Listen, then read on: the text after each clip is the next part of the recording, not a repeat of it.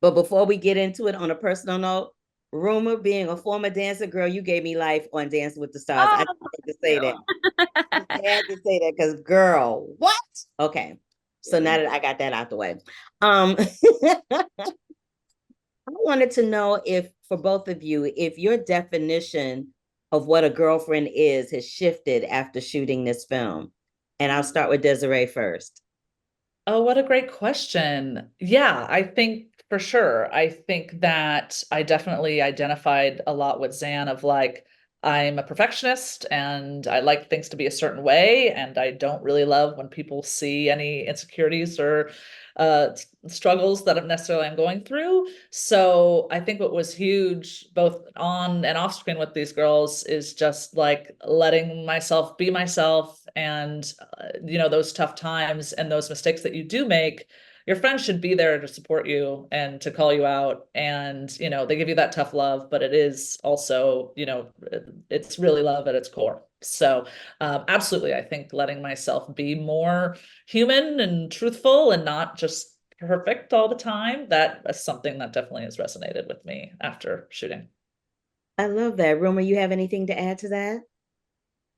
I think sometimes as women that we there's this pressure just societally or like how we grow up that is like, okay, I have to be a certain way or I have to look a certain way. And there's, you know, inevitably some people pleasing that we do, even with people we're super close to. And I can say for myself, I'm someone who's grown up definitely afraid of confrontation and like, you Hmm. know, learning how to work with some of the aspects of my personality that, I felt like have been like people pleasing before. And I think as I'm getting older and realizing, even in every relationship I have, that the more that I can settle into just the wholeness of myself and allowing myself the space to be myself, I think it's where you find the deeper connection. And because I think when we're trying to, constantly assess, I think people then don't get to necessarily see the real you. And I think what was so lovely about being with everybody on set is that everyone was so wonderful and so accepting and so nurturing of everyone's you like individualism and their comedy. There was such camaraderie and such a lifting each other up that I can't say I've experienced with many women before. Oh, that's beautiful that you were able to have that experience. Wow. As a producer, Desiree, that must make you feel really good. Oh, yes. I mean, it was really it's amazing because I was feeling that too, and it's just it was magic. I mean, it's hard to describe of like once me and Heidi and the producers when we were putting the cast together, we were like, okay, this energy is going to work really well for this character. But then when all five of us were together and the team, it was just like, oh, we help each other, support each other, but also have the most laughs ever. So it was a magical feeling, which really helped the comedy too, that we trusted each other, but also we're trying to surprise each other and trying to make each other laugh when we're not supposed to laugh. So there was some trouble making mischief too. Speaking of troublemaking mischief, what was the craziest thing that happened with y'all shooting this film in the desert at night? Because I know something crazy happened that y'all had to have like a giggle fest over. Oh yeah. I mean, we had days where, I think was it like the first day, Desiree, or the second day where we had a crazy windstorm and like Yeah. all of the stuff started moving, but there was just so much silliness. I mean, Dion, who is a really good friend of mine who I've known for like 10 years, who actually introduced me to my partner. Um, she's in the film and she is so funny. And I had never been able to see her act this way. And so we had a couple nights, we were doing stunts one night, and she was hilarious. And she has a fantastic scene, where she's like calling in, the great mother. And we were just cracking up. We're just sitting there, and, we're all supposed to be deadpan, and we're just sitting there going, oh my God, it's just You know, too. I kind of got that vibe because I noticed that the camera wasn't on y'all. Then it primarily stayed on her. And I was like, must be laughing. That Oh, was so hard because we didn't see her do it. yeah. So the first take we did, and she just went and gave it 1,000%, and we were howling with laughter. Those thrusts, man, the thrusts and the releasing, it's a full body. The physical comedy in this film is So good. unreal and really, really amazing. Yeah. It is amazing. It really is. I wanted to also know, so we know what Zan's version of a divorce party looks like, but if you guys had to have a divorce party, what would it look like? Would you be in the desert? Would you be taking 5 of your girlfriends? Would you be going by yourself? Like, what would your version of that look like? I feel like I would definitely be with my girlfriends. Yeah. I mean, my favorite place is like on a boat somewhere in the middle of like the sea, maybe Greece. So if it was me and I had that cash, I'd be like, we're going to Greece, we're getting on a boat, we're gonna go find some hot men, you know, Yes. or Yeah. women, whatever, whatever suits your pleasure. And we're gonna eat some good food, be in the ocean every day and have a time. But I'm not a desert girl. I'm like a give me the beach, give me an ocean. I know some people are, mountain ski people. How about you, Yeah. Desiree?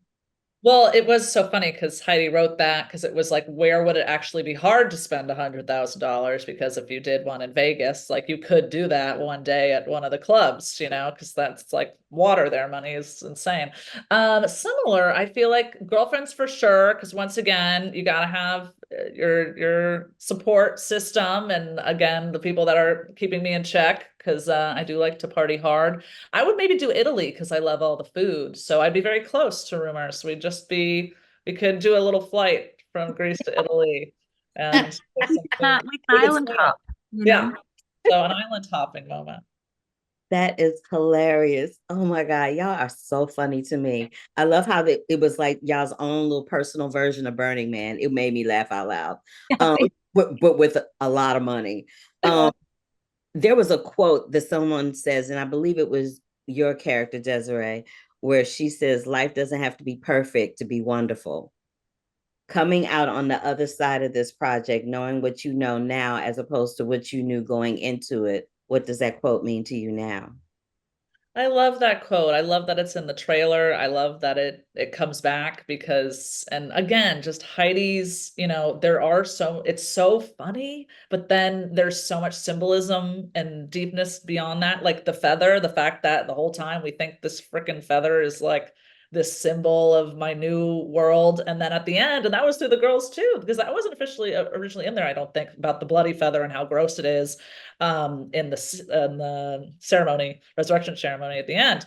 And that too of me, even that prop was like I had this fake blood everywhere. So it was art imitating life again, where it was like, oh wow, life doesn't have to be perfect. And because of the happy accidents, because of, things that we did, because this was a low budget film, things we had to do out of necessity, it made it so much stronger and so much ingenuity that came to us. And again, it's just like at its core, these five gals going through something difficult, but because they have each other and we're laughing through it, we're getting to the next moment of our lives in an important and exciting way. I love that. I love that. So one last thing. I kind of felt like the desert was a metaphor for Zan's drying up of her emotions from this toxic relationship that she is now having to let go, and brings her girls into it, and that she's releasing this frustration into the void of the unknown, which is the desert. Because with the desert and with the sea, when you look into it, it's infinite. You don't see a definitive end to it. So I felt like the desert was a metaphor for the indefinite end of what she wants for her life in terms of a relationship. Do you guys felt that at all? I think that's so perceptive. I think to me too, when you're going through, say, a big life event, right? And a shift like that, I feel like the biggest thing that you realize is that even when you bring your friends, you really just have yourself. and also about remembering that yourself is enough.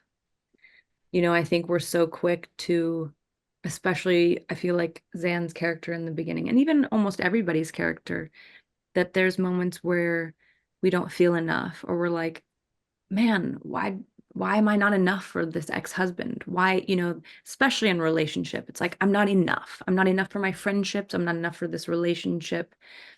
And I think in the desert, you're just by yourself, right? At the end of the day, there's no distractions. It's not Vegas. It's not these places with beautiful water, food, or like other men or other people to look at. In the desert, there's a bloody feather and there's some rocks, and A bloody feather and a rock. and I Yeah. think what I love is that there's there's an aspect, I think, of the storytelling that Heidi does such a beautiful job, that I feel like Zan's character really goes through this realization that it's kind of irrelevant what happened with her ex, and that it's not a reflection of her worth and value, and that the real reflection of that is what she sees in herself, as well as the relationship she has with these women. And I think sometimes we're so quick to place our the decision of our worth and value with another person rather than ourselves. I feel like, if we can try and focus more on that, that we might feel a little bit stronger, as opposed to feeling like just floating with the wind with whatever, this person thinks. Y'all are some deep dolls. I asked these questions and I was like, I don't know if they're gonna be as deep as I am, but y'all kind of hung up in there. Y'all are some deep dolls. I I'm all think up that in my was, feelings. I had the baby last yes. year, so I'm Oh, like, I'm going through the portal.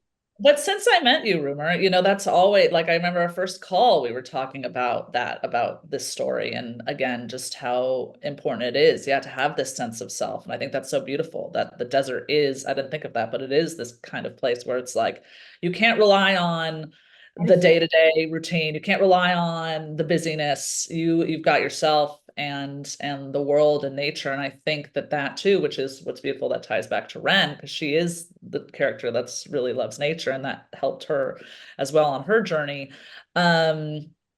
Yeah, that was just that's very perceptive that you saw that, Carla. But all the girls too, as funny as they are, this ensemble is also very deep. So I think that lends to it too, that you've got this double layer of the jokes, but then the heart underneath. I've always found that people that do comedy are very intense, deeply feeling individuals, because you have to look at the world from a very specific lens in order to find the humor in it. Even the stuff that hurts, even the stuff that is not obvious, even the stuff that is just so crazy and wacky that feels like it might be funny, you still have to find some kernel of humor in it, and humor is always truthful. Humor comes from truth. So yeah, so y'all, all of y'all were very truthful, y'all were very funny, and y'all gave me some deep answers about my desert questions, which I appreciated. Thank you so much for talking to the Cherry Picks about my divorce party. It's been my immense pleasure to speak with you both.